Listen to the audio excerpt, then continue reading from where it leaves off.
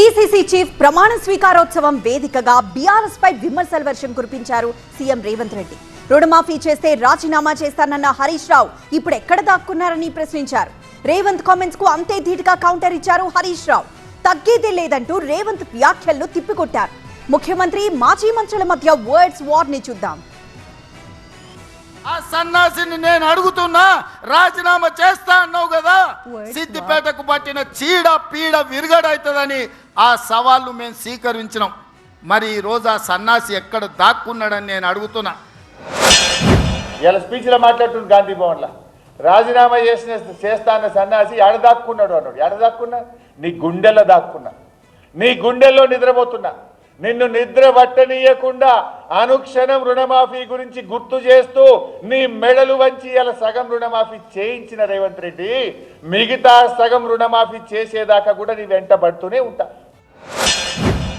Parliament ఎన్నికలలో సన్నాసి తాటి చెట్టు లెక్క పెరిగిండు కానీ దూలం లెక్క పెరిగిండు కానీ దూడకున్న బుద్ధి కూడా లేదని నేను ఆయన చెప్పినా, నువ్వు రైతు రుణమాఫీ చెయ్యి, నేను రాజీనామా చేస్తా అని సవాలు విసిరిండు. నేను తాటి చెట్టు అంతా ఎదిగినా అని మాట్లాడుతున్నావు. అవును, ఎదిగిన తప్పేమున్నా, దేవుడు ఇచ్చిండు నాకు. నువ్వు వెంపల చెట్టు అంతా కూడా ఎదగలే కదా, నీకు దేవుడు గంతే ఇచ్చిండు. ఊకే దాని గురించి మాట్లాడితే ఏమొస్తుంది? ఒక ముఖ్యమంత్రిగా రాష్ట్రంలో ప్రజలకు మేలు చేయడం గురించి మాట్లాడు. నీకు ప్రజలు ఒక గొప్ప అవకాశం ఇచ్చిండ్రు. నేను వివరాలు పంపిస్తా. 2 లక్షల వరకు ప్రతి రైతుకు ఈరోజు రుణమాఫీ చేసిన చరిత్ర, ఇచ్చిన మాట నిలబెట్టుకున్న చరిత్ర.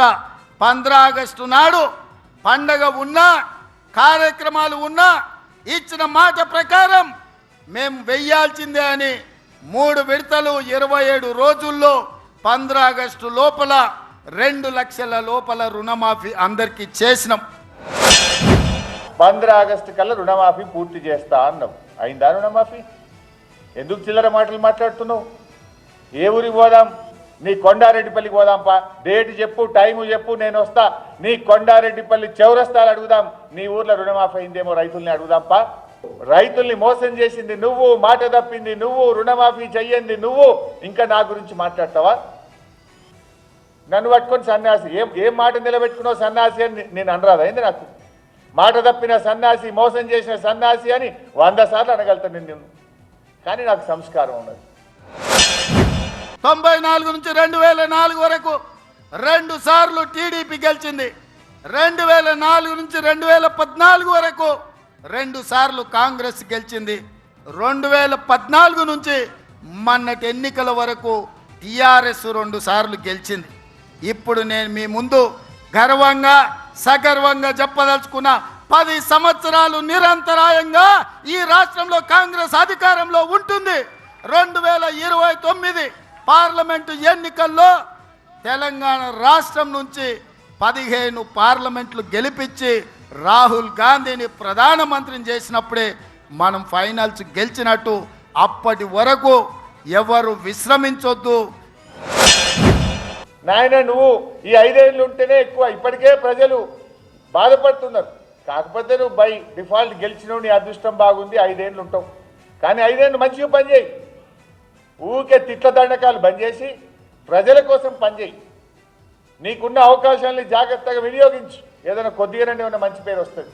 2వసారి గెలుస్తా అంటే కాంగ్రెస్కి అంత సీన్ లేదు. రాజస్థాన్లో ఒక్కసారికే పోయింది, ఛత్తీస్గఢ్లో ఒక్కసారికే పోయింది. యాడైనా కాంగ్రెస్ పార్టీ ఒక్కసారికే పోతుంది. మన ఇంటికి వస్తామని చెప్పారు, కానీ మనోళ్ళే వాళ్ళ ఇంటికి పోయారు. చింతపండు అయినాక చెప్తారు మా ఇంటికి వచ్చి తన్నీరని.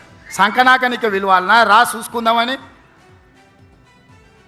అందుకే నేను చెప్పిన, నేను లేను, శాంతి భద్రతలు వస్తానే చూసి శాంతి భద్రతలను సరిదిద్దండి అని చెప్పిన.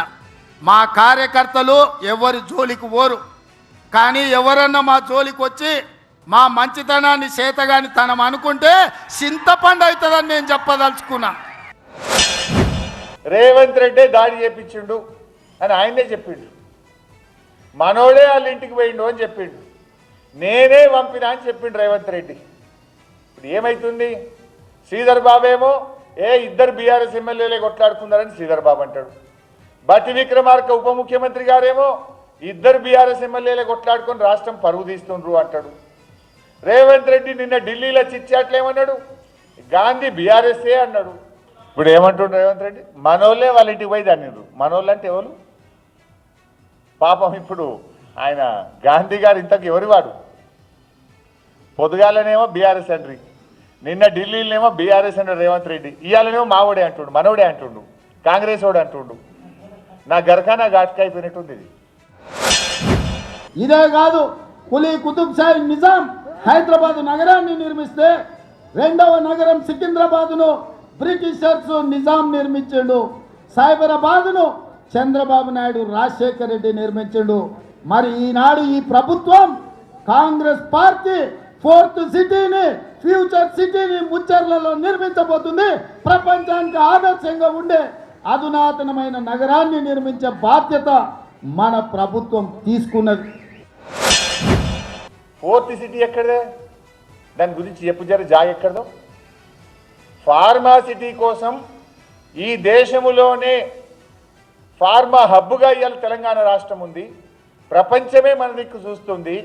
ఇంకా మనకు దగ్గర ఉద్యోగాలు రావాలి, పెట్టుబడులు రావాలి, ఈ రాష్ట్రం ప్రపంచంలో నంబర్ 1 కావాలని ఆనాడు కేసీఆర్ గారు, కేటీఆర్ గారు 1500 కోట్లు ఖర్చు పెట్టి 12,000 ఎకరాల భూమిని ఫార్మా సిటీ కోసం సేకరించారు. దాన్ని ఫార్మా ఇండస్ట్రీకి ఇవ్వకుండా నువ్వేదో దానికి ఫోర్త్ సిటీ పేరు పెట్టి రియల్ ఎస్టేట్ వ్యాపారం చేసే ప్రయత్నం చేస్తున్నావు. అది కాక నీ దగ్గర ఎక్కడితో చెప్పు, ఎక్కడిది ఫోర్త్ సిటీ?